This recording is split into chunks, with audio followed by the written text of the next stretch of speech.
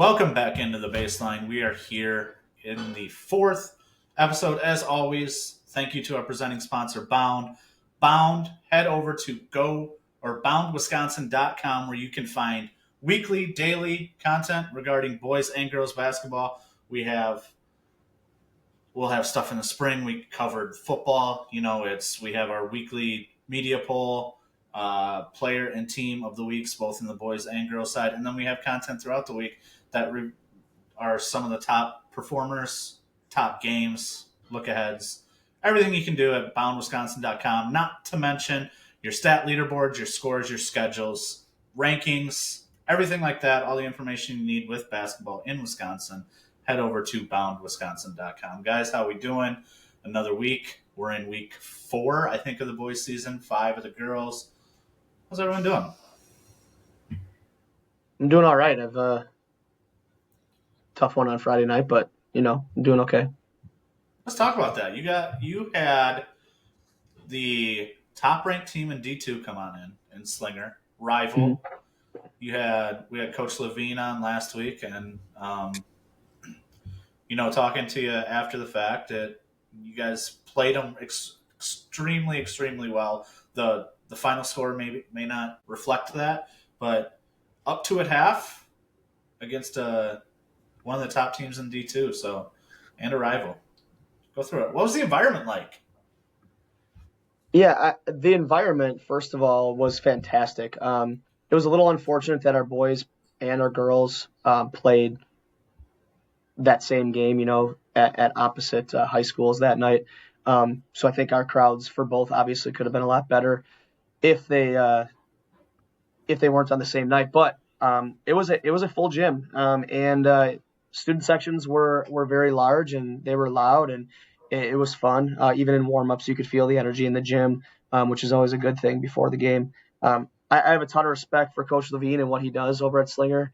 And obviously he's got some super talented players, not just the Conan brothers. He's got a really good roster over there, and they're primed to make a really big run this year. And I thought in the first half that we probably couldn't have played much better. We probably could have shot the ball a little bit better from the perimeter, but if I'm looking at things defensively, we did a really nice job of executing our scouting report and doing the things we needed to do to be successful against those guys. And they tried to make a big run on us early. They got out to an 8-point lead at like 20-12, and we were able to close in on them and take a 2-point lead into halftime at 28-26. But you have a couple slips here and there on the defensive side of things, and when you play the number one team in the state, they take advantage of it, and they did exactly that. I mean, we were up 1, I believe, with 12 to go, and we had a couple things not go our way, and they pounced on us. And that's what really good teams do. And I didn't expect any less, obviously, and they were able to kind of throw a couple haymakers in there that got the lead out to double digits. And then from there, once it got to 10, and it gets to be a little bit of a scramble game, and when you have to gamble against teams that have the tools they do, you're going to struggle. And we just couldn't get back over the hump and make that one last run to kind of make it down to a couple possessions there at the end. Now, you said that your girls played at Slinger the same night. I'd imagine that's just an incidental scheduling snafu, and it's not something that happens every year. Well, it's happened, I know, the last 2 years for sure. It did not happen. I can't remember 3 years ago what it was, but my first 2 years, that was not the case. It was a Thursday, Friday thing that we switched off on, beginning of the year, end of the year type thing.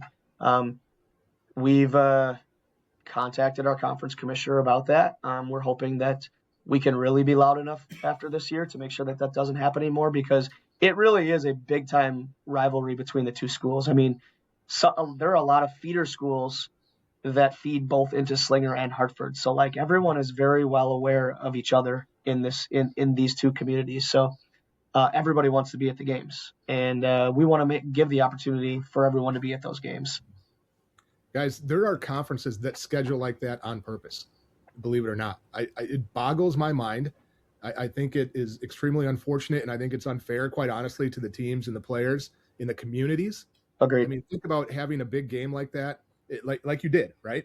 and they intentionally cut the possibility of the crowd substantially, on purpose, with intent. And there's small schools that do it too. There's small conferences. There's some that I think in the past, at least, I've seen that have done it almost every conference night. It's just, that's how it is. And there's some that it just happens, several times during the year. It is mind blowing that people do that. I understand that it makes putting a schedule together easier for the people that are putting the schedule together, but for the people that are experiencing the game, the fans and the players and everybody, it's bad. It's bad enough when they schedule boys and girls the same night, just, accidentally or whatever, but then, or, just because that's how it works. But to do it intentionally, to me, on a conference game is darn near unacceptable. Well, when you say that, it makes it a little bit easier to make the schedule and everything, like I 100% agree with you on that. And I think that that's part of it, because I shouldn't say it, but I guess like it does tell me that someone's just being a little bit lazy because they have to take a couple extra minutes to look at the schedule and do it the right way. But, it's not, I unfortunately don't have that kind of power to do the conference scheduling. I get a lot of say in that, but like our conference commissioner is the one who makes those decisions and puts it all together. I know that our athletic director has multiple times contacted them asking, hey, we can't do this on the same night. To make it even worse, I will say is that the crowd was rather light at the girls' game, not nearly as big as it should have been, for multiple reasons, because our girls team is really talented. But at the same time, head coach Vinny Daniels won his 100th game that night, which is a big time thing, right? He did it very quickly. Is what I think his 138th game, which is pretty impressive. And more people should have been able to be there to witness that. I would have loved to be there to witness that. Vinny and I are very close, and it was a shame that I wasn't gonna have the opportunity to see that too. So, it was just unfortunate, I guess. And we're hoping that we can get some stuff changed, and we do some double headers in our conference, which I'm sure other schools do too, where it's a boy-girl double header type thing, 5:30 and 7, and we do that with Homestead every year, and it's been a fantastic opportunity for the girls to see the boys and the boys to see the girls. Yeah, we're looking to grow the game and grow everything with regards to girls basketball. Let's not take attendance away from events like that. I will say, as much as it does some good things to schedule those boys girls double headers, I understand it. I think there's a lot of benefit to it. As a parent who's had kids in lower levels, it really is challenging to do that from that perspective. You got to have your JV games in that second gym, your freshman games in a third gym, right? So from that perspective, it puts a lot of pressure on those. For instance, for Reedsburg, we're traveling to Fort Atkinson on Thursday, and that's going to be a boy-girl varsity doubleheader. And they're playing the JV. There's no JV or freshman girls teams in Reedsburg, which is shocking considering they went to state 2 years in a row. 4 years ago? Not too long ago. All these youth kids were watching and should have been upperclassmen, and they're not there. But so, freshmen in JV games for boys start at like 4:15 in Fort Atkinson, which is an hour and a half away. So, that kind of sucks as a parent to have to pack up at 2:00 and head to a game. So, or does it? You get to be like, you know what? I'm going to use 2 hours of vacation time and get the heck out of work early today and go watch my kid play. It sucks as a coach too. My first year at Richland Center, we did it for every conference game. I think it was just my first year. And we would send for our away games, we would send an early bus back that would take the two younger groups. And one of us coaches had to go. So I missed 1 or 2 varsity games that year because I had to go back on the bus. And those, obviously, you understand it. Again, they're scheduling games, especially when you've got to schedule so many games. Yeah. And, depending on, like in your situation, Colton, you guys got to schedule 14 non-conference games. And, and it's not perfect. I would love it as much as you could. If you could, 1 week the boys play Monday, Thursday, and the girls play Tuesday, Friday, and then next week they flip.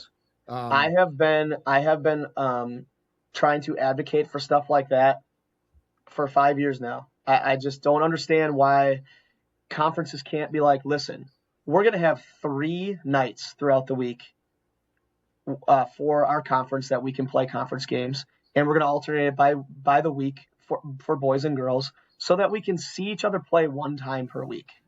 Yeah. It just makes more sense. And like, why would you not want to try to maximize the amount of people in the gym? Because for one, it's going to help out the revenue too.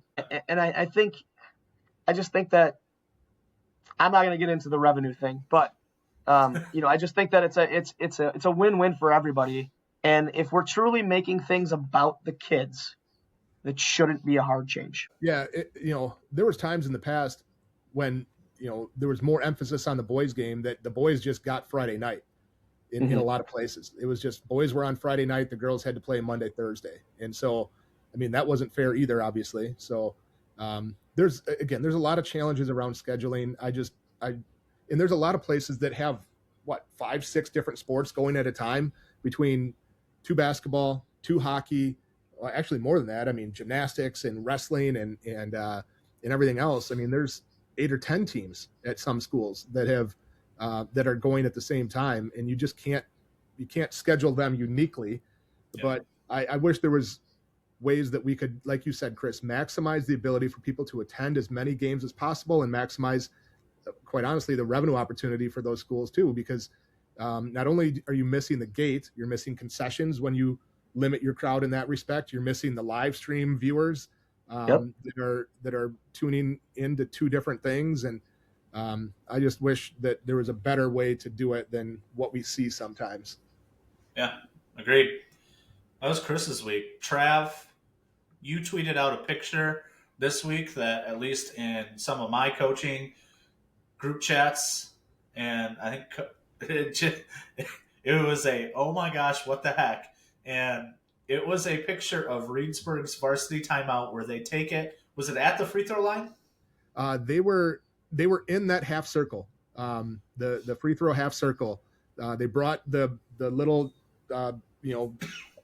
stools out to that area. The coach was on his chair at the free throw line. The whole team was huddled out there. You can kind of see in the picture I posted, one of the refs is over there kind of peeking in, like, what is going on? You should have seen the look on the ref's face when all of a sudden, there's 30 people basically out at that area. Like, I think he was wondering, is this allowed? What is going on here? As far as I know, there's no limitation on where you can have your timeout. It's in your coach's box. Yeah. So I don't know. Maybe it was legal. Maybe it's not. They did it twice during full timeouts. There was a couple timeouts they didn't do it.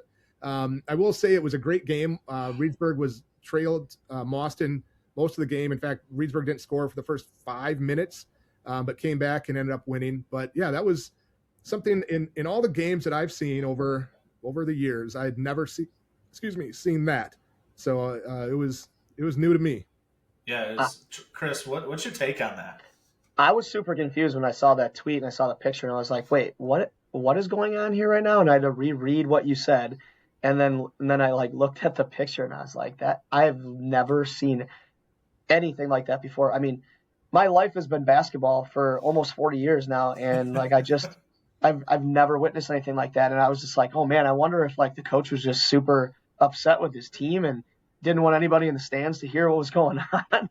But it looked, I mean, they even had chairs out there, it looked like, right? Yeah. That is so odd.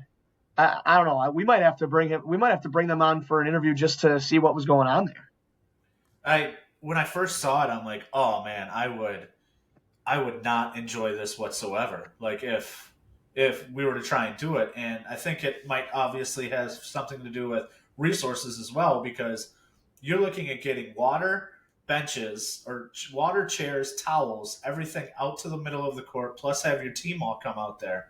And you only get it, is it a minute and a half? Is that a full timeout? No. 1 minute. I mean, the buzzer sounds at 40 seconds or 45 or whatever. Okay. And you're supposed to be breaking the huddle.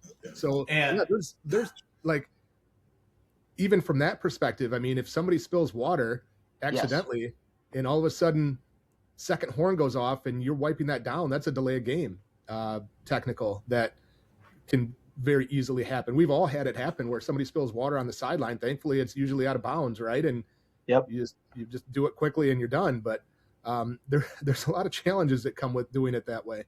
Yeah, I mean, even on the sideline, right? We have water that drips down all the time, like in 30-second timeouts when guys are standing there on the sideline getting water. And like, thankfully, I have enough managers where they're smart enough to know, like, they have a towel and they're ready to wipe the floor down as soon as we're done. But like, you're talking about the middle of the floor, like literally at the top of the key, that you're sitting on a chair during your timeout. I don't know. I don't get it. Doesn't make any sense to me. How did it feel like it flowed? Were the timeouts? Did they look to like? Was there hiccups with it? Yeah, I mean, it felt like they were very close to being late, right? Because not only do you have to, I mean, you know how it goes. You don't break the huddle at the first horn almost ever. Right. You're breaking the huddle at the second horn when they're finally telling you, hey, hurry up, let's go. So you have that part of it, and then you have to get all the stuff out of there, off of the court. So I think that's what I'm saying. Like, who's bringing all that stuff out there in the first place? Who did that? Well, we're fortunate. We have 3 managers and a couple ball boys, and they bring the chairs out and everything. But yeah, it felt close to maybe getting, where they were going to get a delay at some point. But I don't know. I don't remember them doing it the next game. I don't know. Maybe they got told you can't really do that. I don't know. So we'll see. We play Tuesday. I won't be there because our freshmen play opposite and they play at home because River Valley doesn't have a freshman team. But yeah, I'll see if they do it again and I'll update. You'll have to get on their huddle and just go navigating through timeouts and see. As far as my week, Richland Center Hornets, we had 2 games this week. Monday we had Cooley Christian. They didn't have a program last year. My group, it was those games are tough. When you say my group, what? Just make sure. My group is the varsity reserve, JV1. It was pretty out of hand at halftime. So coaching it was 40-0. You can say it. It was 40-0. You were running it up on them. It's all right. You can say it. We weren't running it up. It was 40-0. We took our press off at 15-0. In situations like that, where as a coach, you still want your team to play aggressive. Now, if it's 40-10, that's a completely different story. 40-0 is at halftime is something that I've never seen and never experienced as a coach. So knowing how to approach that second half was something that it was a first time experience for me. I've never had that. I don't think in youth basketball. Working at a Jewish summer camp in Maine when I was in college, there was a couple times that it was like that. But yeah, Jewish summer camp in Maine. That's a whole different story how I ended up there. But we had a basketball team, played outside against other Jewish summer camps in the area, and there was a couple that were. I remember coaching one game, and it was like 5 minutes left, and the other team hadn't scored. I was like, okay, we don't want them, don't let them score. But yeah. A lot of Jewish summer camps up in Maine, huh? There are, yes. Hey, you learn something new every day, I guess. Our second game of the week, we had Valley. The JV group, we fell in a close one. Varsity, it was a game they're our rival. So it's, Coach, like you had Friday night, it's your number one. They're the closest team in our conference, rival. We were down a majority of the game, down 12-15 at one point, battled it back, and emotions ran high, and it was a game that quite a few of our kids down the stretch made a lot of plays, so it was fun to see, especially early on, first conference game of the year. It was good to go home Friday night with a win like that. Yeah, I think we'll have to post something on social media in regards to rivalries and like who other schools have as their biggest rival and some memories or some stories that they might have from big time rivalry games, because I feel like I can still remember all the games in multiple sports when I was in high school. Whenever we played Oconomowoc, me being from Watertown, that was always a big rivalry game, and there are a lot of things that I was either a part of as an athlete or as a fan that I'll never forget. So I would love to hear some stories from people or just some big time rivalries that I might not know about across the state of Wisconsin. Guys, let me ask you this. We are some of the coaches, Tom Yashinsky at Onalaska in the Mississippi Valley Conference in football has advocated for a rivalry week Love it. In week 9, where it works perfectly in the Mississippi Valley because there's 4 sets of natural rivalries that would be the rivalry. Like, could that be done in your leagues where you have a rivalry night, where this Friday night in January is rivalry week, rivalry night, whatever you want to call it, and you set up the rivalries? Could that work, or is there like too much crossover where there's like 3 teams that are all each other's rivals, and then you have one matchup that's kind of just left in the air? Like, thoughts on something like that? I think specifically with our league, it'd probably be a little bit tossed in the air. Like with River Valley, they're also extremely close to Dodgeville. They're 15 minutes away or something like that from Dodgeville, so I know that that's a really big rivalry. But I love that idea. There's a lot of promotion and marketing that you can do around that. There's a lot of hype that you can build around that. There's a lot of really cool ways to build excitement around something like that. That's a statewide, like late January weekend or week for Thursday, Friday. Does that work in your league, Coach Smith? Is I it mean, too much? it could and it couldn't, I guess. Like, I think that there's been a lot of turnover in our conference the last few years too, and it's like a newer group of teams being put together within the North Shore too. I still think that there are teams that have some rivalry games that they schedule as a non-con as well. So I think it could happen. I think that there's possibility. I don't know. I don't know that you could do it all in one week, but college football does it, right? For the most part, don't they have like rivalry week, right? And even college basketball does it a little bit in the earlier weeks of December for the most part, right? I think ESPN has rivalry week. Yeah, I guess they call it that. They try to do it, but that would be going back to our scheduling talk that we had earlier this week, but that's something that that would be another just hiccup for ADs, is making sure that those end of January weeks are similar. Well, I would love to be a part of even more scheduling on my side of things if I could as a coach. But hey, I'm not. I don't get paid the big bucks. Let's hop into kind of a review of this past week. Again, we talk about it every week. It was a really big week in boys and girls hoops across the state. We're going to hop right into the boys' side to start with. Up in the old Indian Head Conference, the Northern Lights, I believe is what it's called now, Butternut boys had not won a game since February of 2022. 70-game losing streak was snapped this past week with a win over Mercer. That is a big streak and a good thing to get off your back. 70 games.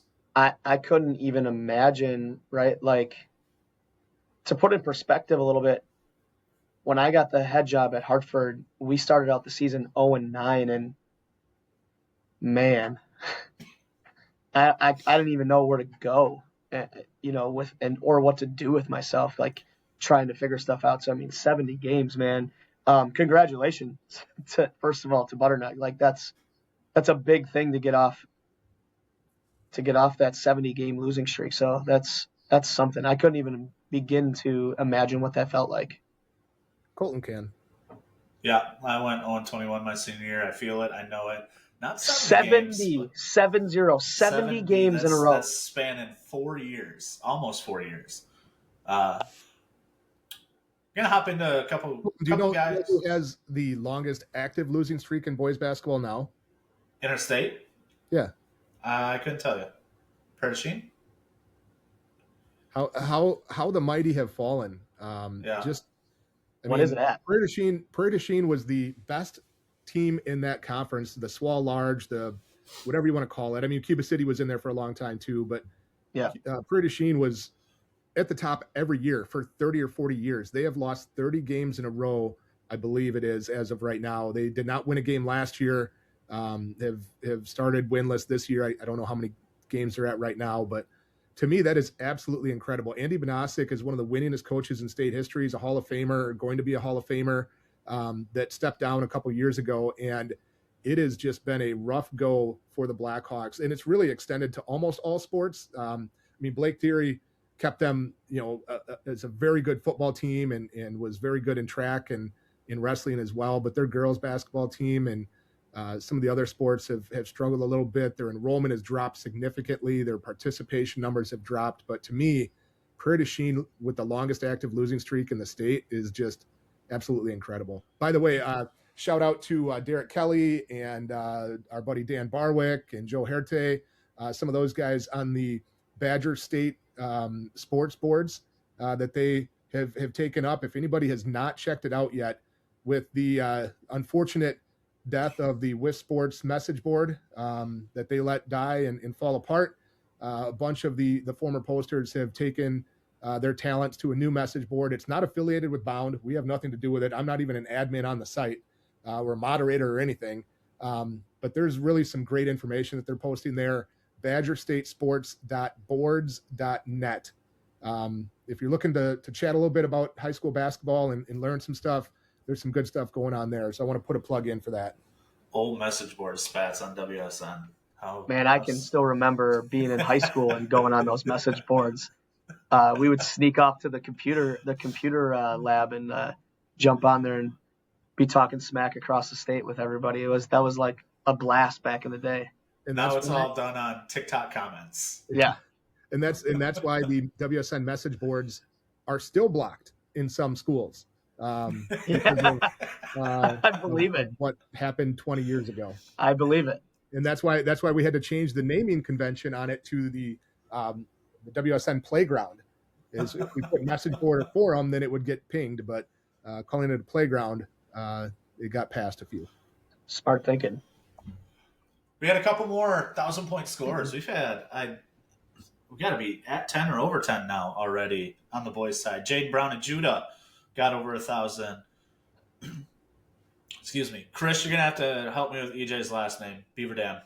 Yeah, EJ Salatel. Salatel. Yep. 1,000-point scorer earlier this year. Mason Brown Mason Brown at GET. He's got over 400 assists and he's got over 1,000 points. So he's a playmaker. Andrew Jensen at Kakana, DePaul commit. He got over 1,000 in a game earlier this week that I think he had like 31, 16, 9 blocks, 2 steals, just a monster performance. Riley Schultz-Becker of Athens, I'm not exactly sure. I haven't seen a post, but from my recorded data from last year to what he's put out this year, he got over 1,000. Cade Toma at Crivets got over it. Trav, that was a dunk, right? Dunk got him over that threshold. That's like hitting a home run to get to 3,000 hits, something like that. I mean, a dunk on your 1,000th point is pretty unique. That's pretty cool. Especially you get the timeout right after that or the whistle right after that to kind of soak it in a little bit more. Hey, let's hop onto that topic for just a second. We were at Mount Horeb a couple weeks ago when Josh Manchester scored his 2,000th career point. It was the first basket of the game. He was at 1998 coming in. They took a timeout and did a pretty lengthy presentation.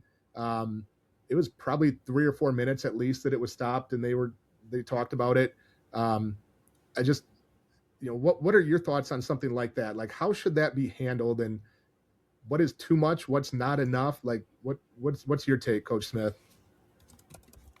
Well, I've been fortunate enough to be a part of a few of those. I guess they've been handled a little bit different. From remembering a little bit when I was in Beaver Dam, when a couple guys went over 1,000 points, if there was an opportunity for us to stop the game, we'd call a quick 30-second timeout and have it announced. And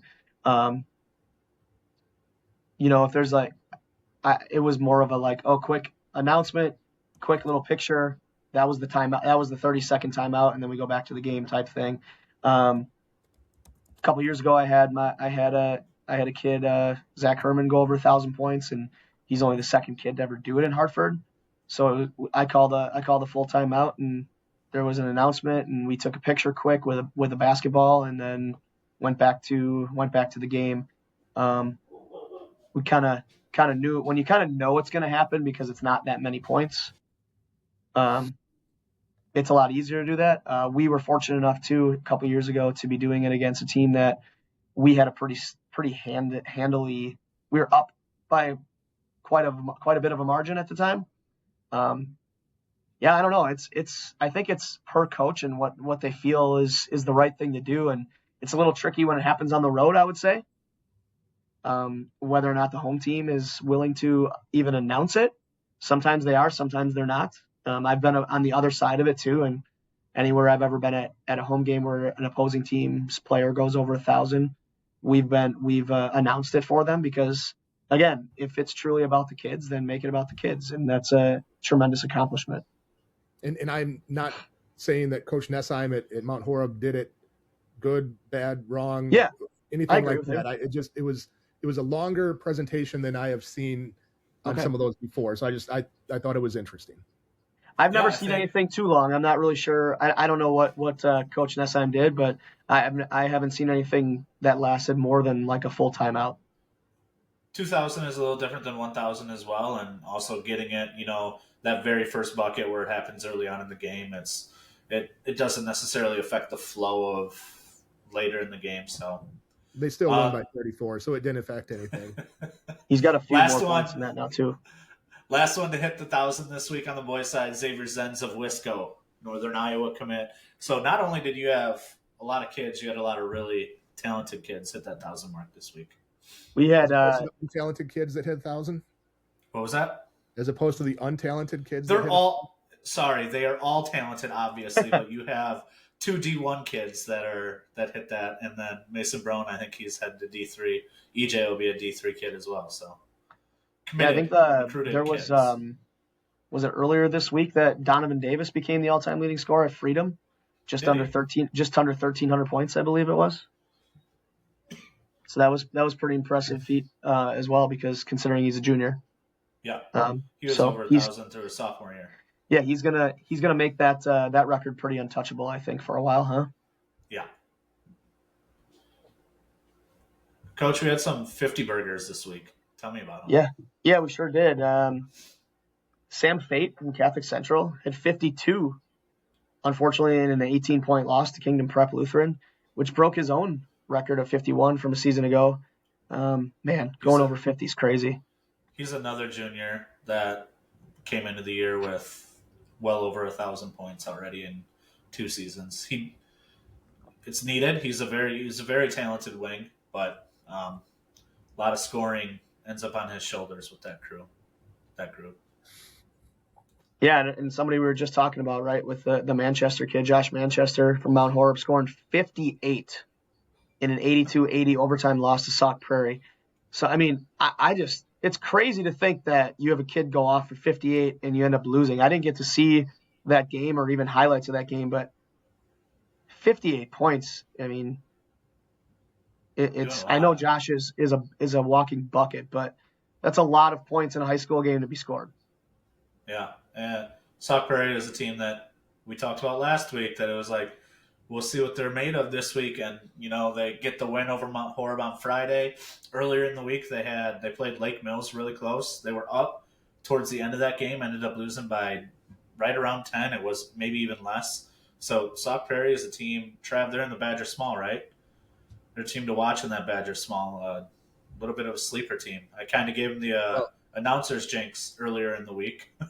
Well, I mean, they beat Mount Horeb, who is in my opinion, the preseason favorite for sure. So maybe not sleeping anymore. Yeah. I mean, Stoughton's always going to be solid, but Sauk certainly has put themselves into that conversation. And that's a strong senior group that had good success in football. They knocked off Mount Horeb Barneveld in football as well.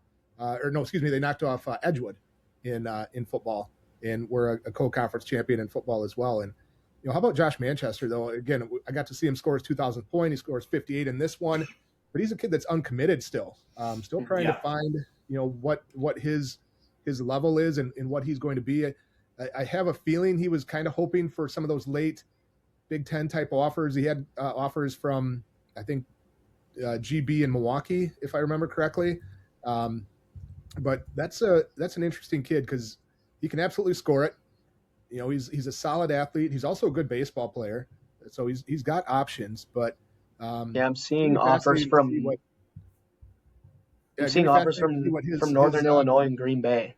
Yeah, what he ends up doing, because it's a gamble, right? To remain uncommitted this late in the process, and obviously the entire process is skewed and jacked up from all of the transfer portal stuff and NIL and everything else, which puts a lot of pressure on high school kids in a lot of ways to, really make a decision early and lock in your spot or risk dropping down. And, at this point, it's almost like maybe you wait it out until the end of the year and see what schools lose guys in the transfer portal and all of a sudden need help. And then you make a really, really late decision, because does it make it a difference if you sign or commit now versus April? I don't know that it does. I don't think there's as much pressure anymore for high school seniors to commit early unless they are top tier, like Power 5 type kids, right? Yeah. Because like you said, I mean, it's so much different now with the portal, and let's be honest, college coaches are looking at grown men that have already been experiencing college basketball. Yep. And not really wanting to take a gamble on a high school kid that they're not so sure about right now. And when you can recruit a kid who's already like 21, 22 years old to come to your school and jump right in and be ready to play, rather than most kids, right, coming out of high school are going to be a little bit of a project. So, I mean, I understand the thought process there. I don't agree with the rules set in place at the collegiate level when it comes to all that stuff, but that's a whole nother conversation. But whoever gets Manchester is going to get a great one, and a kid who can really put the ball in the basket. You're talking two of the top players in the class of 2026 in Wisconsin aren't committed, in Manchester and Hereford at Beloit Memorial. Two guys that can score the ball, that are lightning quick, so we'll see where they end up. Speaking a little bit of sleeper teams, Superior 6-0. They play a lot of Minnesota teams. They don't necessarily get all the coverage all the time that some of the Southern schools get. And they've got a senior in Calvin Anderson who just became the school's all-time leading scorer, 1,387 points. So congrats to Calvin. Superior, again, I think we get to see him in a couple weeks are they in a showcase or something? But yeah, it's a really good squad. Calvin's a really good senior leader with there. So continue to move forward. Wisconsin Lutheran is in fact that good. When I watched, I got the luxury of watching the Slinger Wisco game multiple times, doing my scout for Slinger, and there are not many gaps or holes that Wisconsin Lutheran can't fulfill, or they do everything really well. They have tremendous size, tremendous athleticism. When they get the shot going from deep, they're impossible to guard because of their ability to get the ball into the paint. Defensively, they're a nightmare. I mean, seeing what Slinger is able to do against us the other night, and then seeing what Wisconsin Lutheran was able to do to Slinger, tells us that there are many levels to this whole thing. 4 kids over 6 at start. Right, and I'm not saying, and I'm not trying to slight Slinger in at all, because they're a tremendous basketball team. But on that night, Wisconsin Lutheran was just that much better, and they proved it, because it was a neck and neck game for the first half, and then the second half, it just became too much for Slinger at that point. And Wisconsin Lutheran, man, they are a force to be reckoned with, and you just keep seeing that name multiple times in the roster of Knippel, and they're not going anywhere for a long time. Guys, I'm going to give you a comp for Wisconsin Lutheran and what they're doing right now, and to me, that's Stevens Point from that 14 to 17 range when the Hausers were there, Trev Anderson. That Stevens Point team to me was the most disciplined professional basketball players that I have seen, and Wisconsin Lutheran's right up there. They make the right play every time. They're so strong with the ball. You can't pressure them or get them sped up or out of what they want to do. They can play as fast as they want. They can play as slow as they want. It doesn't matter. They're going to do it well. And Wisconsin Lutheran in a lot of ways reminds me of those Stevens Point teams. Yeah, that's a really good comparison. Up and down the roster, 4 guys that started over 6'5". I mean, they went, even after the Slinger game, they welcomed a New Berlin West, a Woodland West foe. That's a really, really good team. And I mean, that was a 69-20 game. That's insane. It's insane because New Berlin West is a good team. They're a good basketball team. Yeah, it's incredible. What Coach Walls is doing at Wisconsin Lutheran, obviously when you have talent, there are things that are a little bit easier, but you still have to be able to make all that talent work at once. And he's doing a tremendous job with it, and he's winning a lot of basketball games. Yeah, speaking of winning a lot of basketball games, your former mentor, Coach. Tell us about it. Yeah, Coach Tim Ladrin winning his 250th on Saturday against Wausau East is an incredible thing. The fact that I got to be a part of 102 of those wins means a lot. A lot of what I do as a head coach is due in part to what Coach Ladrin has done at Beaver Dam, and him and I, our first stint together coaching was when I was a young buck, and he was really young at Watertown. I was like 20 years old and barely knowing what the heck I was doing, but he was a varsity assistant at Watertown under Jamie Kep, and then Coach Ladrin gets that job at Beaver Dam, and I had moved away for a while, and then I came back and talked to him again, and he's like, yeah, why don't you come and coach with me? And the things that I learned with him during my time at Beaver Dam, I'm not sure that I could have learned anywhere else. I hold Coach Ladrin to a very high regard. He's obviously a great coach, but he's also somebody that I look up to as a person, as a friend, and I'm just glad that he was able to celebrate that 250th win on his home floor. Big congrats, Coach. Trav, we've gone through the boys' side. Let's hear about some of the top performances, storylines, everything that happened in girls basketball this past week across the state. It was really a big week for girls basketball. There was obviously a lot of conference action started, but there were some really good non-conference games that continued last week as well. We'll start with some 1,000-point scores. Avery Werfel at Appleton North, just a junior, hit the 1,000-point mark. Kaya Brand at Crivets. We mentioned the Crivets boys player that scored 1,000. She did it. That was only a day apart between the boys and girls hitting 1,000 points. We've seen a couple of instances of teammates being, I think, hitting 1,000 points in the same game in the last few years. But 4 last year on the boys' side. 4 in the same game hit 1,000? No, 4 different instances of teammates hitting it in the same game. There was a couple instances, though, in the last 2 or 3 years of teammates in the same game hitting 1,000 points, which that's is what I'm crazy. saying. Yeah. And then Riley Shallow at O'Connell Falls went over 1,000 points as well. So big congratulations to those ladies. Again, there were some really big non-conference and conference games last week. Unfortunately, I hope we are not developing a baseline banter curse. I hope Coach Levine doesn't lose here coming up soon, because Dave Lepisto and Kimberly, they lost twice last week, back-to-back nights. On Friday night, they went down to a very good Appleton East team, 50-43. And then, it was 18 hours later, they went to Wauwatosa East and played an excellent game there. And Tosa East came out on top 43-42. Kimberly had a shot at the end in that one that glanced off the rim. A good look from the corner for 3 that would have gave them the win, but did not go in. So a couple losses for the paper makers and Coach Lepisto to very, very good competition.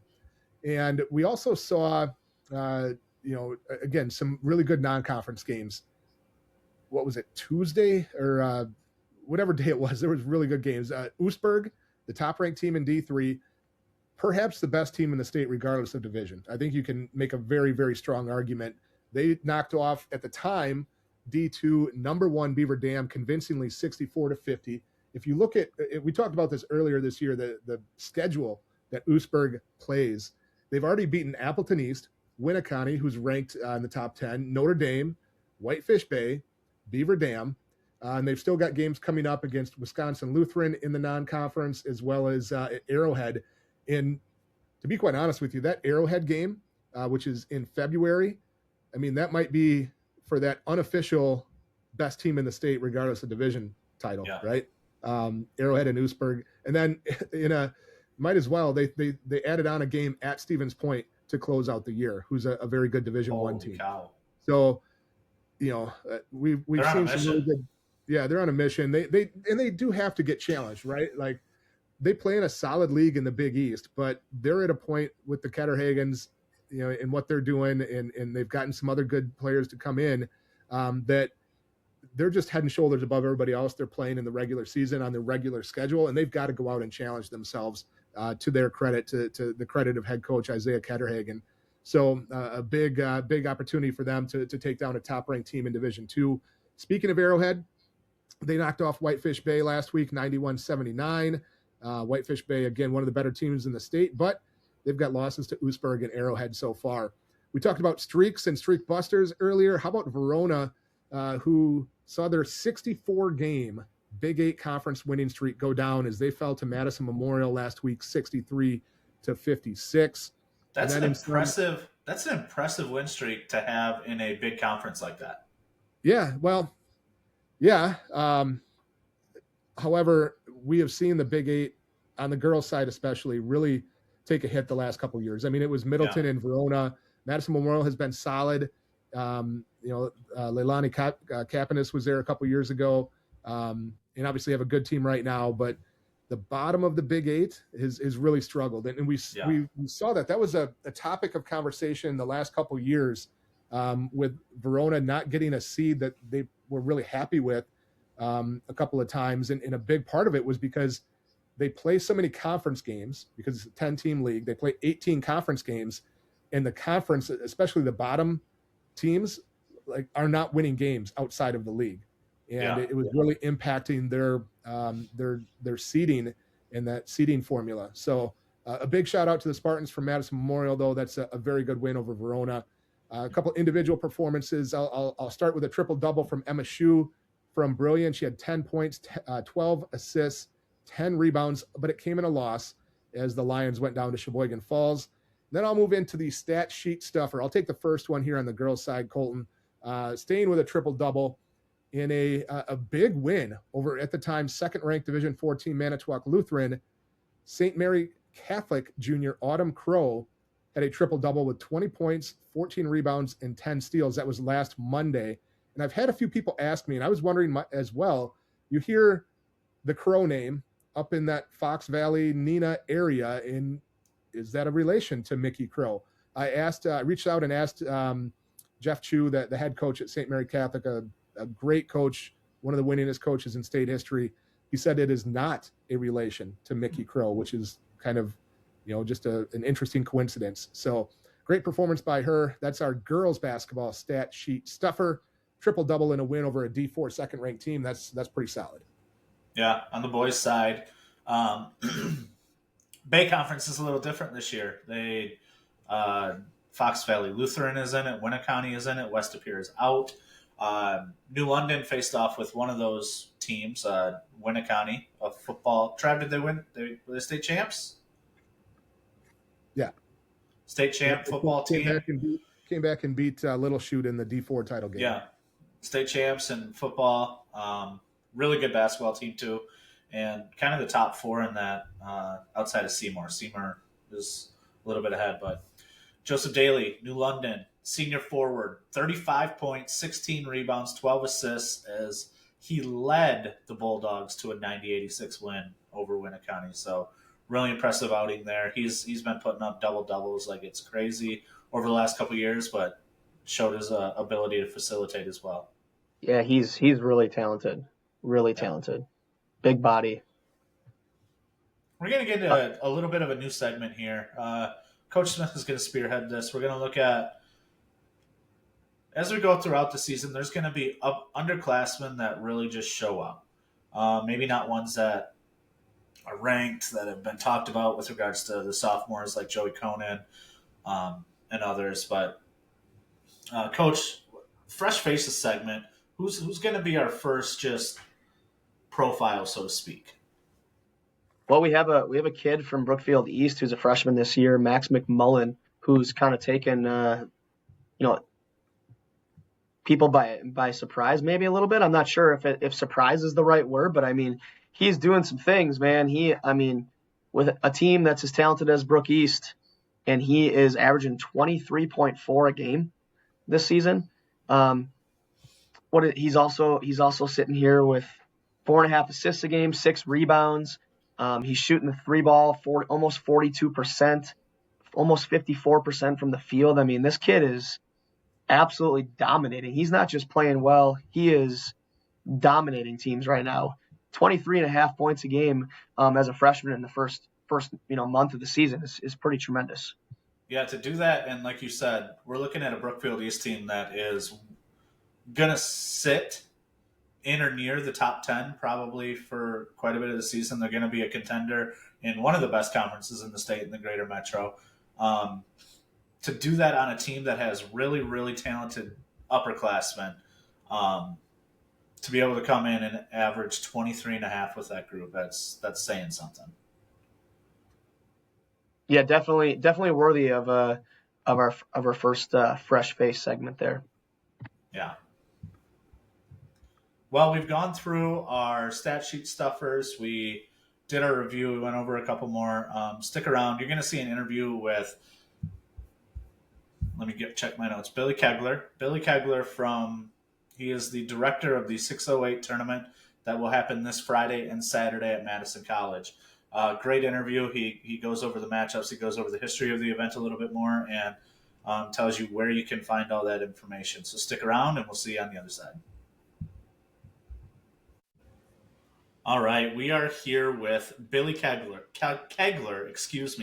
the creator, director, operator of the 608 tournament that happens this upcoming Friday and Saturday at Madison College. Billy, appreciate you taking the time out of your schedule. How's your night going? It's going great. I was coaching third grade hoops earlier today and watched the Packers lose, watching volleyball a little bit before this. So it's back to hoops for me. Back to hoops. So the 608 tournament, this is the 5th year of the event, correct? Yes. If you could just talk about what went into creating it, what went into the thought process of, hey, the name, I love the name of it for one. Just all the logistics around it. Yeah, so my background, I used to run just the game Fieldhouse in the Dells for about 7 years, and then I moved to Madison College where I was the men's coach for 2 years. And then as I transitioned out of coaching, my love for the game kept, so I wanted to stay involved. And the Madison Area Sports Commission came to me because they wanted to run a high-level basketball event in Madison before the holidays. And obviously at Madison College, we have a great facility to run that with easy access from every direction coming into Madison. And so I started researching what coaches liked, what they didn't like about tournaments. And then 2020 hit, and I had a lot of time to do that research. And so I started putting in all the things that coaches told me they liked, making sure things that they didn't like were excluded, and then did a little bit of research with names to people that I knew in the basketball space, former teammates, coaches, and came up with the 608 basketball tournament. Unfortunately, I thought the 60 and then spelling out the EIGHT was going to be a big hit. Huge market research missed by my part because people will read it 60Eight. So it's a good little learning curve there in the marketing world, but really happy with how things have turned out. And we've improved things every year in the event from year one, where we had 4 teams in a tournament Friday to Saturday. We were fortunate enough that year, the first game was a double overtime buzzer beater between La Follette and La Crosse Central, and it set the tone for the event. And in that event, we had Jaden Shutt, who went on to Duke and has since transferred to Virginia Tech, from Yorkville Christian, who's back in the event this year, because as soon as they left the event, the next day I got a text from the coach saying, we'll come back anytime you'll have us, which was great because we're taking care of the teams. We know they want to be at the event, and hopefully they know they're going to be taken care of with the hospitality we provide them, because to me, it's more than just a basketball tournament. Going back to my playing time, I remember a lot of things other than just the games, the locker room times, the bus times, the meals, those sorts of things that go into the memories of being an athlete. And 97% of these people are not going to go on and play in college. So we hope to give them as great of an experience as we can now that they're in high school. Coach, if you could, maybe you mentioned Jaden Shutt, and you've had some great teams and great players there. What are some of the other players, games, moments that stand out from the first few years of the event? Yeah, Jaden Shutt was the first one where I was wowed by someone on the floor. Just his ability to score anywhere on the court was simply amazing. Then the year after that, we had Joliet West with Jeremiah Fears and Jeremy Fears. So Jeremy Fears is a starting point guard at Michigan State, averaging nearly 10 assists a game right now. And then his younger brother, who was a sophomore, Jeremiah Fears, was just drafted in a lottery by the New Orleans Pelicans. And we'll talk a little bit about that later with the cool promo we have going with him. And then they won it our second year, and then our third year we had Con Knipple and Wisconsin Lutheran, and obviously we all know where Con Knipple has taken off to now with the NBA and the Rookie of the Year contest. And then last year we had Xavier Mitchell. The year before that we had Jack Robeson, who's at Wisconsin now. I'm probably forgetting a bunch, but there's been some really great players come through, but there's also been some really great teams. Probably the best game we had was in 2023 with that Con Knipple year, where he cast a big shadow over the event. But the best game was Stoughton versus Oshkosh North, with Xavier Mitchell as a junior, Stevie Clark as a senior.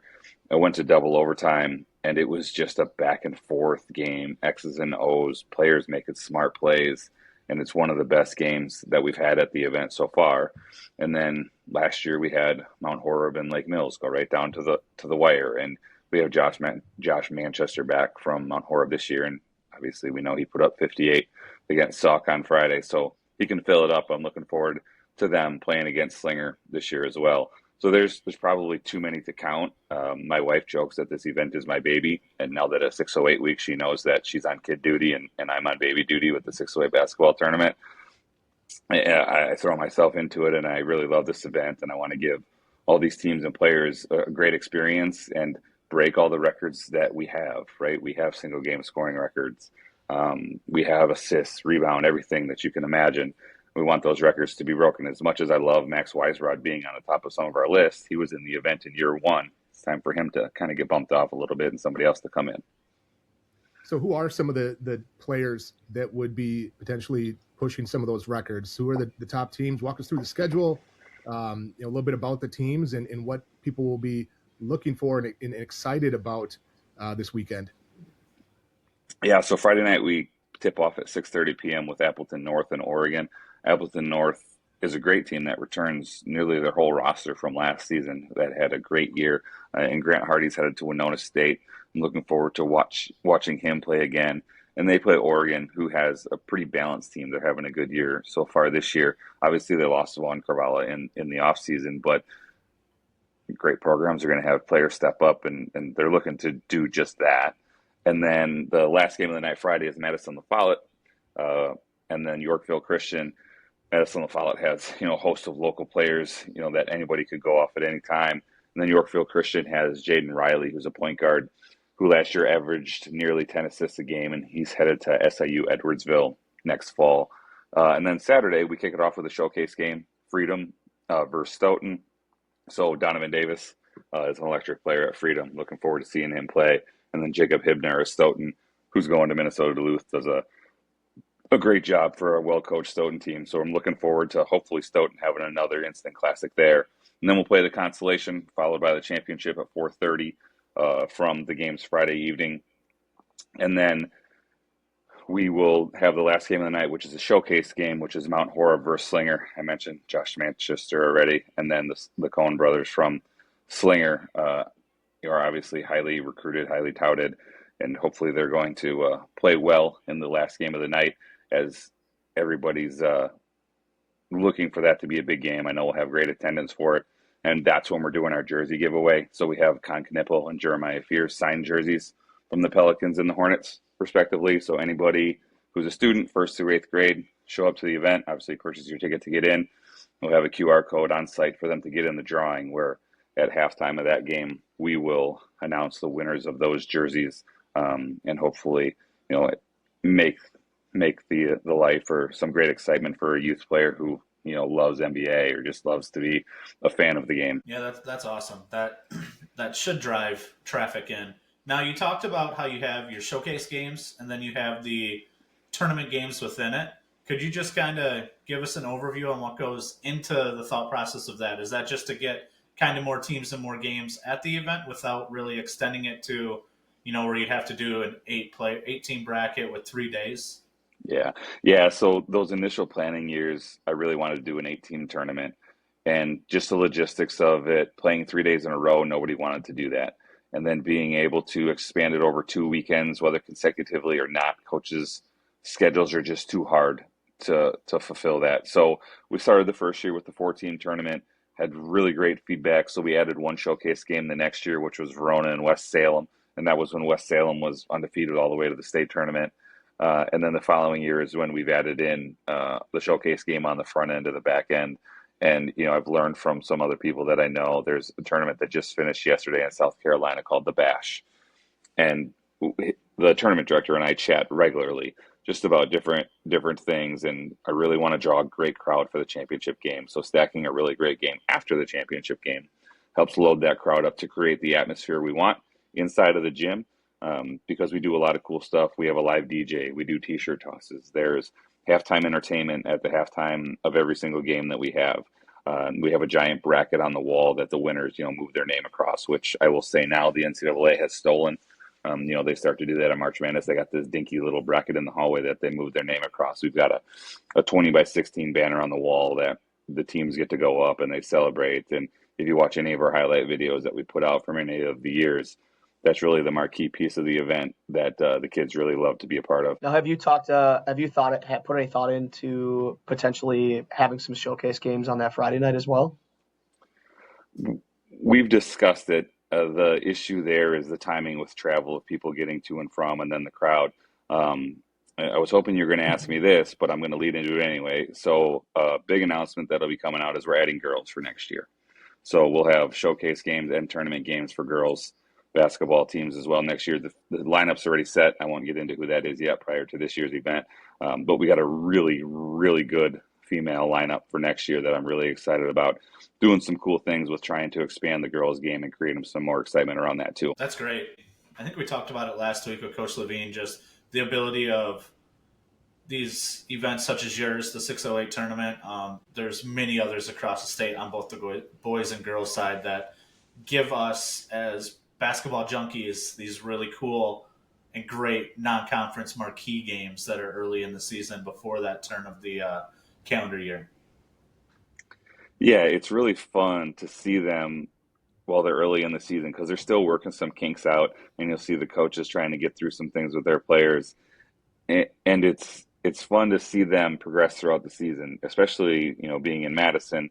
You have some of these local teams that I see regularly, but now with the live stream stuff, I can watch some of these other teams like Yorkville Christian play throughout the year and then follow them in their playoff run as well. So you can kind of become a pseudo fan of these teams from the distance. You talk streaming. Is the event streamed? Where can we find it? Where can we go? How do we get to see it if we're not going to be able to make it down to Madison on Friday or Saturday? Yeah, we are streamed. So ESPN Madison helps us with our live stream, and we do play-by-play and color commentary for all of the games. And so if you go to 60eightbasketball.com, you'll see all of the information related to the event as far as tickets, if you're coming to the event, live stream link to purchase that, the schedule of the event, all of the sponsors that help us out to help put this event on. Or if you want to see some of the records that I mentioned, we have all of that stuff listed on our website as well. Yeah, I think it's awesome that you're going to start including girls as well, because I think the more that things continue to move forward in the future to help the game of basketball, especially in our state of Wisconsin, the combining between boys and girls is so that some boys fans get to see some girls play, and girls and boys get to see boys play. I think bringing those fans together and making even larger crowds, like you said, you want to have that atmosphere in the environment, can only help the game and get kids more attracted to it. Because I think kids love playing in front of large crowds. At least I think all of us did when we played, right? So you'd like to think that that's the case. Yeah, I think back to kind of when I was a kid. There's two stories that I've told, and Travis has heard one of these stories, but I used to go to the Badger Classic at the Fieldhouse, right? And I remember watching Reese Gaines play. And I just became a Reese Gaines fan after that, right? Went on to Louisville, played in the NBA. And I tell that story a lot. And then his brother, Corvan, is the AD at West now, which is awesome because I have him around. But I was a huge Sam Oakey fan as a kid. Like, I had a crew cut. I wore number 4, the whole deal. And they played at UW-Platteville in the holiday tournament. And I'm from Waterloo, Wisconsin, so it's over 2 hours to get down to Platteville. And my parents drove me down there, and we got there, and it was sold out. And so these two grandmas were leaving the gym, and my dad bought 2 ticket stubs off of them.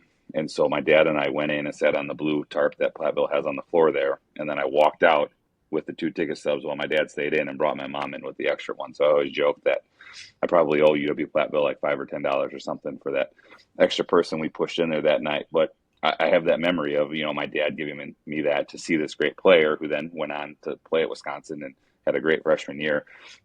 And I still remember it to this day. And so I'm hoping that kids who come to see Con Knipple, Xavier Mitchell, whoever is next on that list for the 608 basketball tournament, have that experience too, and it moves them forward in their basketball fandom. We'll make sure that we put a geofence around Platteville so Jeff Gard doesn't come hunt you down.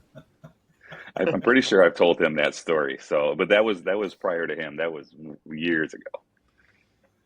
Now, when you're looking to 2027 or 2026, 2027, you're looking at those future years and you're looking at your selection process of the team. How early in are you looking at? How early are you getting teams committed? Walk us through the process of what you're looking to do when you first reach out to schools, how you determine which schools, which programs to reach out to. Yeah, first and foremost, I use my network of people to basically vet the program, vet the coach to make sure that they're going to be a good fit for the event that we have, whether that's in state or out of state, making connections to talk to people. Because I mean, before this event, I didn't know the Yorkville Christian coach at all, but I had a guy who knew a guy and, connected us and it worked out that way. And we have the fields. I'm hopefully going to have the field done by Wednesday for 2026. Like I mentioned, the girls' field is already done. We're just waiting on one team for the boys' field. So we typically do it pretty well in advance, but it gets a little bit more and more difficult now with kids transferring to prep schools. The out-of-state teams are a little bit tricky because their transfer rules are much more lenient than Wisconsin's. And so you have to be careful. And that's where part of like the knowing someone who knows the coach, right, are the players going to stay there because it's a good program, or is it a program where they're in and out? And unfortunately, you have to consider all those things as well. But at the end of the day, the teams have to show up and play. So like we mentioned, Oregon had a player transfer out. These kids still want to show up and play. So we're going to give them a great opportunity as well. And I hope they shock a lot of people, right? Everybody's counting them down and out because they lost their best player, but it's a team sport. It's not an individual sport. So I'm really looking forward to that. And that has changed the dynamic. But at the end of the day, you still have to show up and play the games. Yeah. Again, if you are a basketball junkie, if you like basketball, if you like to see some of the best high school teams in the state and one of the better run events in our state, get to Madison College Friday and Saturday. Get there. 2 games starting at 6:30 on Friday night. Games start at 1:30 on Saturday. Billy, if you could do us just a quick favor, plug the website, plug the socials, plug where they can get tickets, everything about your event. Where can people find the information? Yeah, so 608 all numerical basketball.com. Everything that you need to know is there as far as the live stream, ticketing information, which is all digital tickets through GoFan, which is pretty common in the state of Wisconsin and the high school landscape now. So we made it pretty simple that way. We have, full concessions as we do at every event we host at Madison College. We have our apparel store set up as well. And also on Saturday, we do a cool thing. For the second year in a row now, we have a cosmetology school at Madison College. It's called True Style Salon. So we have 4 barbers that will be doing free haircuts from 1 to 4 p.m. on Saturday, December 20th. So for the price of your admission, $10 for adults, $5 for students, you can get in, get your haircut, watch some basketball, and have a great day at Madison College. And then, when all that gets done, then you can go watch the Packers beat the Bears afterwards. That haircut is very alluring to me. I need a good chop before the holiday season. Billy, appreciate you coming on again, and enjoy the rest of your week. And I don't know if any of us will get down there, but I'm sure you'll have a great crowd on Friday and Saturday in Madison. Well, Travis wants me to put him on the hook again because for the last 3 years I've been telling him he has to get there, and he's avoided me. So Travis is 0 for 3 at this point. Normally 3 strikes and you're out, but I'm going to give him one more chance this year to come check it out. Friday night. If my wife, as long as my wife doesn't try to hold me to something. There's a qualifier again. Always a qualifier. Thanks again, Billy. All right. Thanks, y'all. Thank you. All right. We're back here on the baseline after a great interview with Billy Kegler. Again, check out the 608 basketball tournament this weekend. Madison College, games on Friday night starting at 6:30. Saturday afternoon starting at 1:30. Really good teams, really good individual skilled players there. We'll get some information out on our socials, and then you'll see it in the YouTube video description, as well as Spotify and Apple Podcast description. We'll give the links on where you can find more information about that. Before we hop into kind of our bigger topic, Trav, we saw our friend Dan Barwick tweet about a game in Milwaukee this past weekend where there was 20 fouls in the first half. A player fouled out in the first half. 20 fouls on one team. 20 fouls on one team in the first half. Player fouled out. Have we seen that before? Have you guys seen that before? No, I mean, the closest I can remember was 2009, maybe, when Racine Horlick made it to state, and Jamil Wilson, who went on to Marquette, and I think he got a cup of coffee in the NBA, maybe. In Oregon as well, and then Marquette, or vice versa. I think he got 4 fouls in the first half. Like, he got a couple early, and you're like, okay, you got to be careful. And then he got another one, and then he got a fourth one in the first half of a state tournament game. That's the closest I can remember anybody getting, but I've never seen anybody foul out in the first half of a game. I mean, that was crazy. That was Milwaukee, Washington against Milwaukee Lifelong Learning, by the way, at the Ron Glazer Classic. Washington won that one big, 85-48. But again, 20 team fouls in the first half and a player fouling out in the first half. I've never seen it. I'm not even sure I'd want to watch that game. So the flow. I mean, there's a lot of things that go into that, right? Like, obviously, do they have a big bench? Can they get guys in and out? What is the situation there? Is the kid that fouled out, was he like their kind of tone setter? Was he their go-to scorer? There's obviously a lot of different things that go about that, but also adjust. We as coaches say it all the time. You got to adjust to the officiating. If they're going to let a little more contact go, you can then get a little bit more physical. If they're going to call every hand check, put your hands in your pockets. Like, just get them off. Yeah, I'm not really sure. I'm not really sure what was going on in that game, and I don't really care to find out what was going on in that game. But when you have 20 fouls in a half on one team, you just wonder what the intent is even there at that point. So I'm not really sure. Wow. We're going from talking about foul data and 20 fouls and a half to Travis put out an article earlier this week on boundwisconsin.com that talked about scoring data and the trends in both boys and girls over the last, did you go back 15 years, 10 years?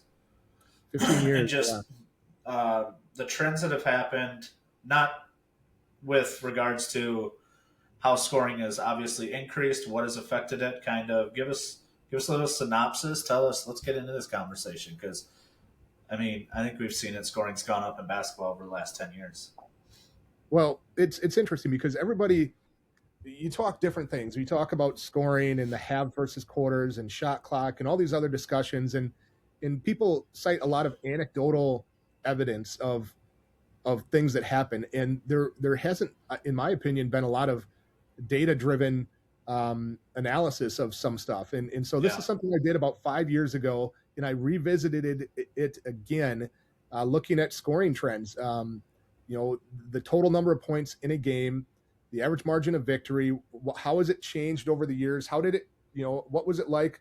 Because we have data for the quarters time period. We have 5 years worth of data with quarters and 10 years worth of data with halves.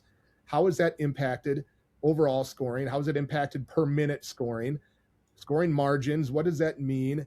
And I just think it's really interesting data. I think hopefully it continues to drive discussions and conversations about anything and everything, because it's really interesting. Looking at boys data, again, I don't think it's surprising to people to see boys scoring is going up and has been going up for a number of years. Not surprisingly, it was down during the COVID time period in 2021 and especially into 21-22, which was really surprising to me. The scoring was down a lot that year. but it's gone up and continues to go up on the boys' side. Anecdotally, again, based on what we see in games that we go to, watch, and cover, it has felt like teams are playing faster than ever before. They're playing freer than ever before. They're playing up tempo.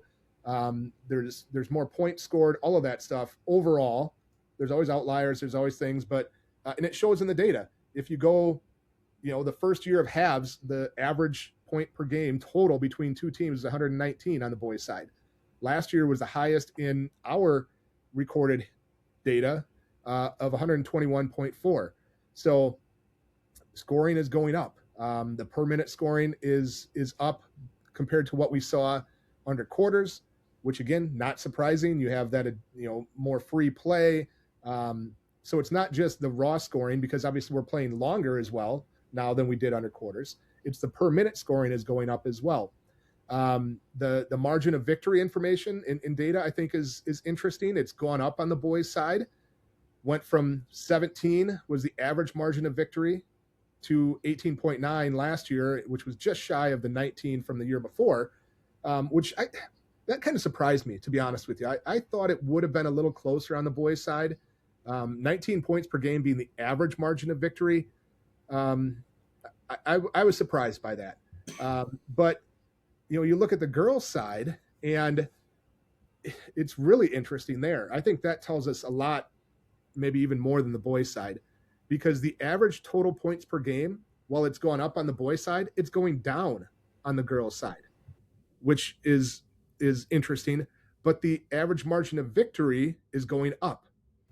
So I looked at, okay, what's the average winning score versus the average losing score? And total scoring is going down, but the average winning score is going up, while the average losing score is going down significantly. And that feeds into that conversation we've had a couple different times of the growing gap between haves and have-nots. The data proves what we have thought is happening in girls basketball, which again, I hope drives the conversation and guides the conversation, continues to, of some of the challenges faced in girls basketball right now. So I really like, I'm a data person in a lot of ways. I like digging into stats and everything. And so this was an interesting experiment for me. I got some good feedback from people that saw it and liked some of the things that were available in there, because again, it provides context and it provides data to back up things that we are thinking are happening anecdotally. But the biggest takeaway for me is the gap between girls basketball is getting bigger and bigger and bigger, and we have to figure out something around it. So I don't know what you guys thought, if you had any feedback from any other basketball people, coaches that you talked to, but I just thought it was fun to see data on something. Well, I think that it's on the girls' side of things. I think it just speaks to what we've had conversations in the past on the show already about just how the numbers continue to decline with participation, right? And good athletes electing not to play basketball anymore. And maybe there's a less of a tradition at a basketball school where kids are like, I'm talented, or I can play the game of basketball, but it's like, oh, it's not any fun getting our butts kicked, so I'm just not going to go out anymore. And so then that gap continues to grow larger. It's tough to see, but the interesting thing too is like the points per minute thing with the girls doesn't seem to have changed as drastically as it did on the boys' side of things, right? Like it's pretty consistent even from quarters to halves with points per minute on the girls' side of things. Yeah, other than going down, like yeah, I get that, but it's down, fluctuated. It's crazy. It's fluctuated all over the place, like you're at like 2.72 in 2021, down to 2.66, and then up to 2.72 and down to 2.71, and now down to 2.68. And I see what you're saying with the last 3 years trending down, but it's been really sporadic where like the numbers kind of just go up and down overall, where like you can look at the boys' side of things, right? And you look at those numbers and how it just continues to now rise as well. But I don't know. It's interesting to look at these numbers. I haven't had an opportunity to see it as like from a large scale like this before. So I'm glad that you did this article. I think it gets people really looking and comparing even the boys and the girls game and how things have changed and how things are trending, and can help us with, the conversation that you brought up multiple times, right? About the participation. side of things. If I would have asked you guys before I posted this, and I did post this question on Twitter, I didn't get as many responses as I had hoped, but what would your guess have been for total points scored in a game? Like I got some responses that were like 138, 140 total points on the boys' side. It's 121, which is basically 61-60, right? Like, yeah. Well, I think it has to do with who you're asking and what they're privy to seeing on a daily basis, right? And where, maybe what part of the state they're at, what size of school they're at. I think that definitely, when you look at that from a broader state of things, like usually Division I, Division II, Division III games are going to be much higher scoring than the 4 and 5, schools. And it's not a knock on them, but like you're grabbing from it's a larger pond, right? That you're grabbing athletes from. And so like there's going to be a little bit more talent up and from, number 1 on the roster down to number 12, let's say, on the roster, compared to other teams. So, I mean, I think that it does depend on who you're asking that question to. Yeah, I agree. I think I've had Chris. I don't know if I've talked to you about this, but sometimes it just feels, not that small schools and big schools in basketball are in different worlds, but in some instances they are. It's a whole different game of a Wisco Slinger compared to a Weston Lafarge game. It's a different type of basketball game. The scouting reports are different. The style of play is different because of your personnel. Guys, I mean, Wisconsin Lutheran has, what'd you say, 4 guys over 6'5" that start. Yeah. I mean, that's incredible. Yeah, there is a large gap, and it's not just between Wisco Slinger and Weston Lafarge. Like, there is a large gap between a lot of Division 5 schools and D3 schools. Like, that gap is big. Unless it's a really good D5 school, that gap is big. And then the gap between a weaker D3 team and a good D1 team is just as big. Like, it's hard to fathom unless you really do watch a lot of different levels and styles and areas of basketball, just how different that is. And I don't think people at any level, anywhere on that scope, understand how big that difference is. Like, I don't think the small school people understand how big the difference is when, going up even 2 divisions. I don't think the big school people understand the difference going down. I don't think a lot of people fully appreciate just how wide that spectrum can be. This would be a fun place to like facilitate conversations like that. Get a D5 and a D1 coach in here. Get a D5 and a D2 coach in here, and just being able to what is something that, in terms of basketball, is a bugaboo for a D2 coach compared to a D5 coach. But I don't know, like, me speaking as a Division I coach and someone who's never coached below Division II, I don't know that I even could speak or even have the slightest of an opinion what a D4, D5 coach would say about certain things. Yeah. And I try not to ever really speak about those divisions unless they're like teams that have very high level type athletes that are being recruited at, the big time level. And so like, I'm not even sure I could speak or give an opinion truly on those lower levels simply because I haven't experienced it. And it's not fair for me to stand in and talk about that stuff. This isn't a knock on the big school coaches at all. So please don't take it this way. But a lot of lower level coaches, D5, D4, D3 coaches, we do look up, right? We're looking at what happens in D2. We're more in the know on the big marquee games, and probably that's because they get a little bit more media fanfare and whatnot. And obviously, the state games, they're ones that you want to watch because usually there's D1 recruits, D2 recruits on those teams. So I know a lot of especially the good smaller school coaches, they're always looking up. Yeah. I think I love like the end of the season and watching the tournament, just like most people do. And I love going to the Kohl Center and seeing those D4 and D5 games because, again, like some of the things that you have to do schematically at those lower levels when you might have some bigger holes in your lineups it really speaks volumes to the amount of coaching that has to happen there. and the That's a type good of point. coaching that has to happen there. So I learn a lot from all divisions when I'm at the state tournament, watching those games, and I enjoy them thoroughly for a lot of different reasons. It's like you said, some of the coverage, right, because of what some of these media guys out there and what they do. And just the coverage that they get, but some of that's not controlled at all by the people who are playing in the games and coaching in the games. So it's like I can't control who shows up and wants to talk about my games. Yeah. So I don't know. It's all like from your own perspective type thing, I think. I might have backed myself into a corner with that comment. I don't know. Clip it. Colton doesn't like big school coaches because they don't care about anybody else. Yep, False. there'll be another co-host starting next week Sunday. All right, with that, we're gonna hop right into our weekly preview. Trav, why don't we start on the girls' side? Yeah, another big week in girls basketball. Again, we start to get more and more of those conference showdowns. So if we take a look at the schedule on Monday, a couple nice ones. Howard's Grove, who's having a good season against Manitowoc Lutheran. Both those teams have just one loss. And then down in southeast Wisconsin, Dominican takes on the Prairie School. Dominican's undefeated. Brooklyn Love having an outstanding season. And the Prairie School, of course, one of the better programs in the state traditionally. Tuesday action. Got a couple really nice ranked matchups, both conference games. In the Bay Conference, you've got currently, and these rankings will change on Monday, our new media poll will come out. But as of right now, the 7th ranked team in Division II, Shawano, takes on the 6th ranked team in Division III, Winneconne.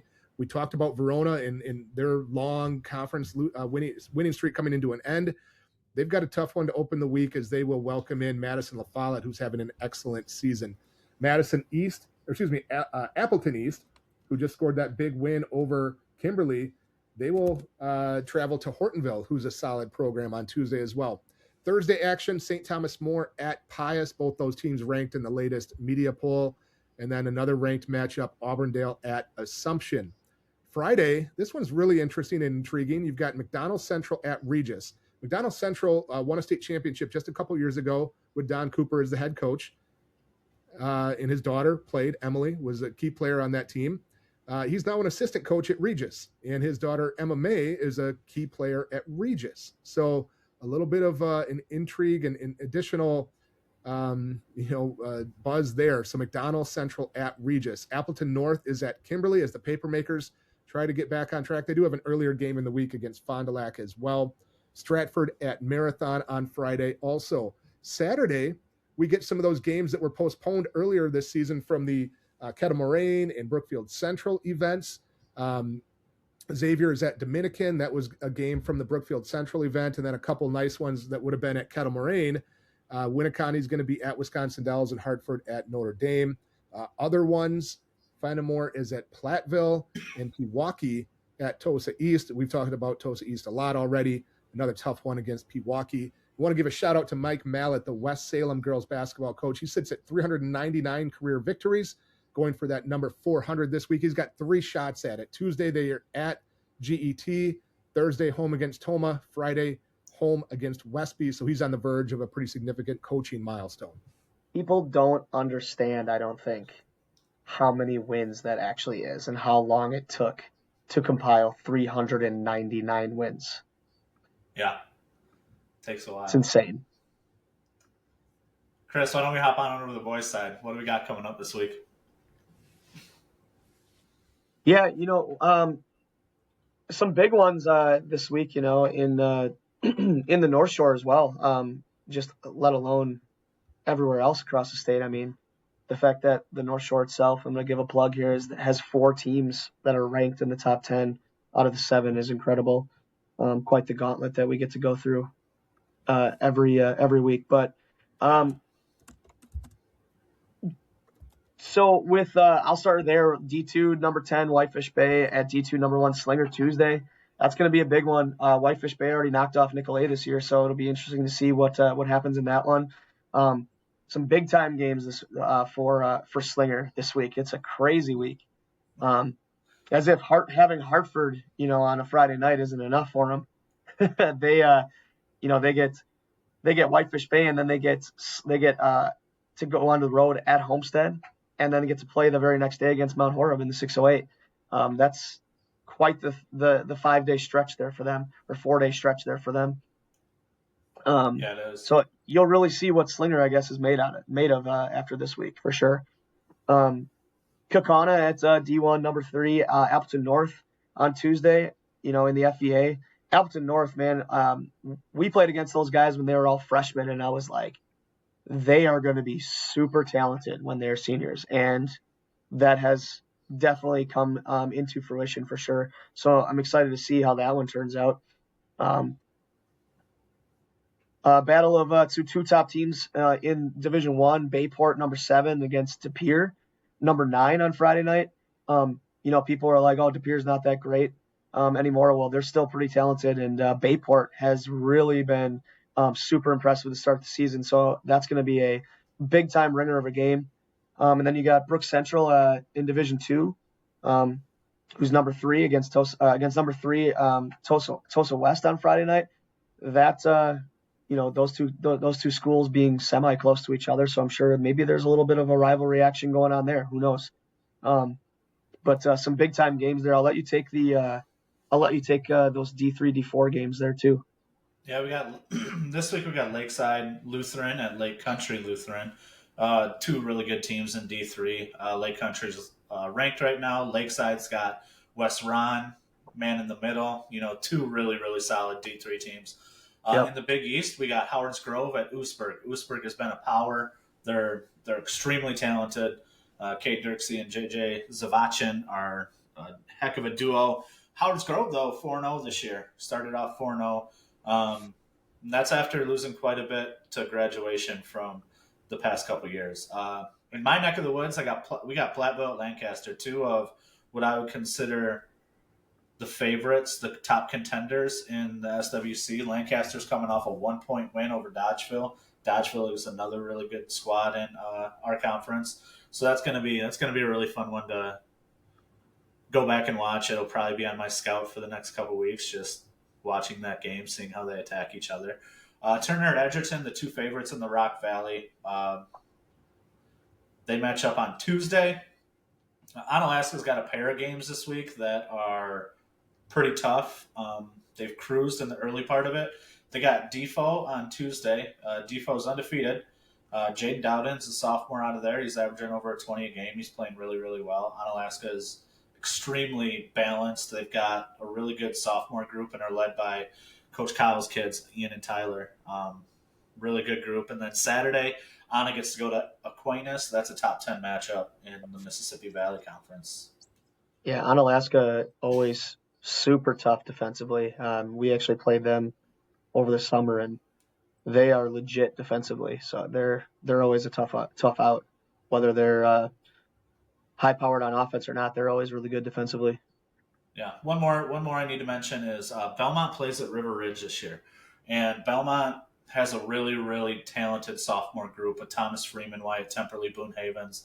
Last year, the Six Rivers West had 3 20-plus win teams in it with River Ridge, Highland, and Potosi. So Belmont has a chance. River Ridge is 1-3 to start the year. They're down a little bit, but they still got Brandon Davis, a point guard. Belmont has a chance to, show whether they're going to be a contender this year or not, with a really fun early season Six Rivers matchup. And we have a ton of events starting to happen this weekend. There's going to be a lot of teams across the state that are going to be playing some back-to-backs Friday, Saturday. Whether they have a conference game on Friday and they play an event on Saturday, that's kind of how it's going to roll for us this week. We have a non-conference on Friday, and then we go to the Southside Classic at Cudahy and play in that. But we also have the Win Parkinson and the Hamline U tourney, the 608, like we've been talking about a lot tonight. And then Wisconsin Lutheran College has games on Saturday all day. So there's a lot of showcased events that are going to have some tremendous matchups to watch. So even if you're not able to go to those games, I'm sure that they're all streamed somewhere, and you can pay probably a couple bucks just to log in and get your fix of some great high school basketball this weekend. Yeah, a couple more to mention before we get out of here. Metro Classic has quite a few good matchups this week. Prairie School and Dominican play on Monday, two ranked teams in D4. Prairie School also has St. Cat's on Friday. You know, St. Cat's is the number one team in D3, coming off a win over Ralu on this past week. St. Joe's and Ralu. Speaking of Ralu, St. Joe's comes in. Both St. Joe's is undefeated. Ralu has that one loss, but St. Joe's is coming off a win over the Prairie School this past week. So, again, Metro Classic, a lot of really good small school teams there. We're at the end of it. You guys got anything to add? What do you got coming up? What's your week looking like? It's never easy when you have 3 games in a week. It's a lot of sleepless nights trying to get scouts put together and things organized. So when you have more games than practice in a week, it's very challenging. Yeah. Trev? Yeah, I got my son's freshman game Tuesday. We got Reedsburg Place at Valley Tuesday and at Fort Atkinson on Thursday. So couple opportunities to see some teams, and yeah, just try to finish strong. I don't know. I haven't looked at the schedule. Colton, how many games are there that week of Christmas, Monday, Tuesday? Is anybody playing that week, or is everything basically done this weekend until after Christmas and those? It looks like the 22nd we got, at least on the boys' side. Is the 22nd Monday? Yeah, 22nd would be next Monday. We got 90 events and 40 events on the 23rd, so nice. We'll see. There's a couple tournaments actually that I think on both the boys and girls side that are doing like their holiday tournaments as the 22nd and 23rd. So, do you guys have school those days? We do not. We're done. Our last day of school is this coming Friday, so we're done all the way to, I don't even know, January 5th. It's the first time I've ever imagined having 2 full weeks off for You're gonna get Christmas so much break. scouting. Yeah, I was actually thinking more along the lines that there will be some days where my wife will see me at home, which is really nice. Starting after Saturday, she's going to be pretty excited that I have all day Sunday and then that Monday, Tuesday with no school and only just having practice. So it's going to be like, oh man, you're sure are around. So maybe she'll get sick of me by the time the 26th rolls around and I have to go back to practice. But we'll see what happens. Good little reprieve. Going into just talking about that holiday break, I think what our plan is we'll do a normal episode next Sunday, and then the following Sunday would be the 28th. I think what we're going to try and do is just find a little time to get a preview of those holiday tournaments out, the 26th, 27th, 28th, 29 dates, 30th dates. We'll get a little preview of those events if we don't get it all in next week. And then we'll take that Sunday off so you guys can keep spending time with friends and family. So we'll be back following that. We'll touch base again next week. We'll be back first Sunday coming out of January, going right into the teeth of the season. That's it. Hey, Coach, sign us off. To the baseline we had, man. Thanks for following along, everyone. Get on the baseline.